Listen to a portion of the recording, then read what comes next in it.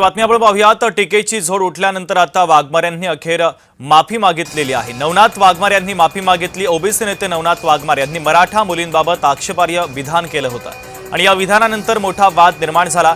नवनाथ वाघमारेंचं वक्तव्य म्हणजे मराठा समाजाचा अपमान असल्याचा आरोप मराठा समाजाच्या वतीनं करण्यात आला आणि त्यानंतर आता नवनाथ वाघमारे यांनी माफी मागितलेली आहे। एक वेळा वक्तव्य केलं त्याबद्दल मी खेद व्यक्त करतोय। माझ्या माता माऊल्यांचा अवमान होत असेल तर आम्ही कधी कानाला धरून माफी येणाऱ्या काळात मागू, परंतु गेल्या 3 वर्षापासून मनोज जरांगे आमच्या वंजारी समाजाला विषयी गलिच्छ भाषेत बोलले, आमच्या माळी समाजाविषयी बोलले, आमच्या धनगर समाजाविषयी बोलले, आमच्या राज्याचे प्रमुख मुख्यमंत्री महोदयांच्या कुटुंबाविषयी बोलले। मग त्यावेळी मनोज जरांगेला आपण कधी जाब विचारणार आहात, मनोज जरांगेकडून कधी माफी मागणार आहात, हा सुद्धा माझा राज्यातील ट्रोलर्स, मनोज जरांगे समर्थक आणि विशेषतः राज्यातील माझ्या भगिनी शिवकन्या, एवढ्या महाराष्ट्रातल्या शिवकन्या आहेत जे मला प्रश्न विचारतात, त्यांना माझा प्रश्न आहे, जरांगेला माफी मागायला सांगणारा वाघमारे कोण? मनोज जरांगे यांनी नवनाथ वाघमारे यांना सवाल उपस्थित केलेला आहे।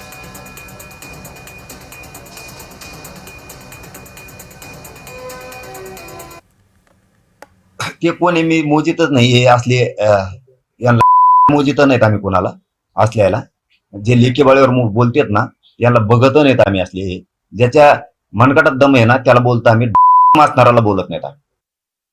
तर नवनाथ वाघमारेंच्या विरोधामध्ये आता मराठा समन्वयक कमालीच्या आक्रमक झाले। नवनाथ वाघमारे यांना अटक करण्याची मागणी करण्यात आली। गंगाधर काळकुटे यांनी ही मागणी केली आहे। गुन्हे दाखल असताना देखील वाघमारेंना पोलीस संरक्षण दिलं जातं असा गंभीर आरोप आता काळकुटेंनी केलेला आहे।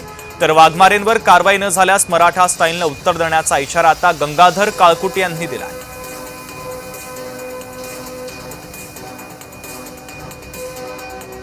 पोलिसांना खरं तर अटक करणं गरजेचं असताना सुद्धा तो आज बीड जिल्ह्यात पोलीस बंदोबस्तात गेवराई तालुक्यात सभा बैठका घेत फिरतोय।